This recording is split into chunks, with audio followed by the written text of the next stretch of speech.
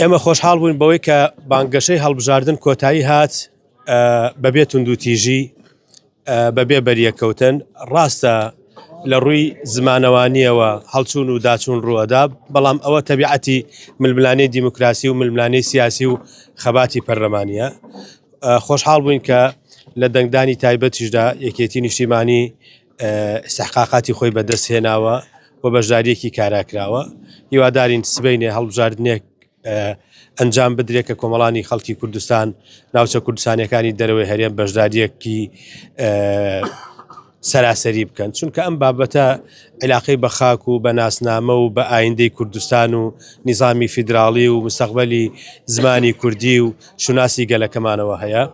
تا دوێنێ ململانەی حزبایەتی هەبوو لەمڕۆ بە دواوە ئیتر ئێمە ئەبێ خۆمان کۆکەینەوە بۆ ئەوەی قۆناغی دوای هەڵبژاردن چۆن بتوانین لەگەڵ بەغدا خۆمان بگونجێنین و گفتوگۆ و ڕێکەوتن هەبێ بۆ دەستەبەرکردنی مافەکانی گەلی کوردستان.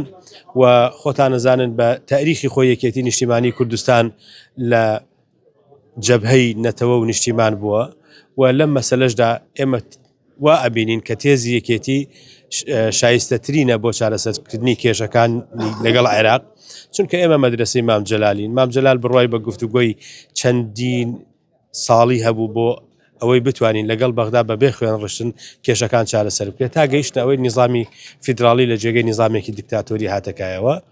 پەیامی ئێمە ئەوەیە ئینشاءالله سبەینێش وەکو کەڕەڤاڵێک تەماشا بکرێت کۆمەڵانی خەڵکی کوردستان تێکڕا بەشداری بکەن، بەشداریەکی کارا بکەین.